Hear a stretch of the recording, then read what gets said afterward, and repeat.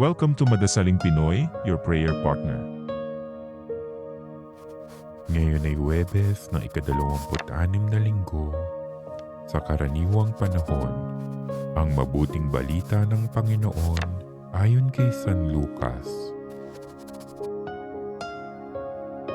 Noong panahong iyon, ang Panginoon ay humirang pa ng 72. Pinauna niya sila ng dala-dalawa sa bawat bayan at pook na patutunguhan niya. Sinabi niya sa kanila, "Sagana ang aanihin, ngunit kakaunti ang mga manggagawa. Idalangin ninyo sa may-ari na magpadala siya ng mga manggagawa sa kanyang bukirin. Humayo kayo. Sinusugo ko kayong parang mga kordero sa gitna ng mga asong gubat. Huwag kayong magdala ng lukbutan, supot o panyapak. Huwag na kayong titigil sa daan upang makipagbatian kanino man. Pagpasok ninyo sa alinmang bahay, sabihin muna ninyo, maghari nawa ang kapayapaan sa bahay na ito.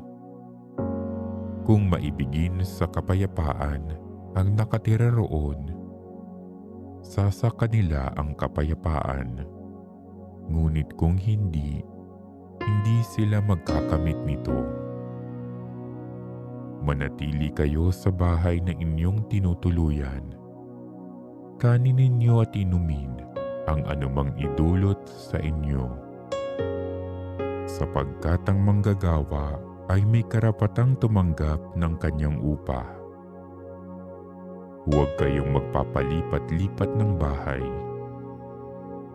Kapag tinanggap kayo sa alinmang bayan, kanin ninyo ang anumang ihain sa inyo.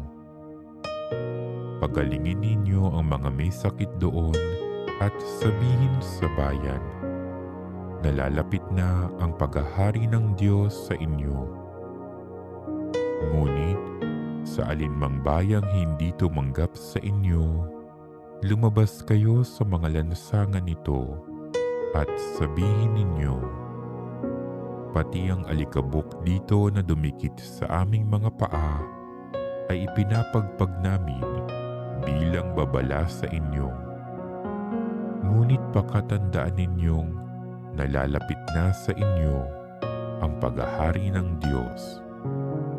Sinasabi ko sa inyo, sa araw ng paghuhukom ay higit na mabigat ang kaparusahan ng mga tao sa bayang yaon kaysa dinanas ng mga taga-Sodoma. Ang mabuting balita ng Panginoon.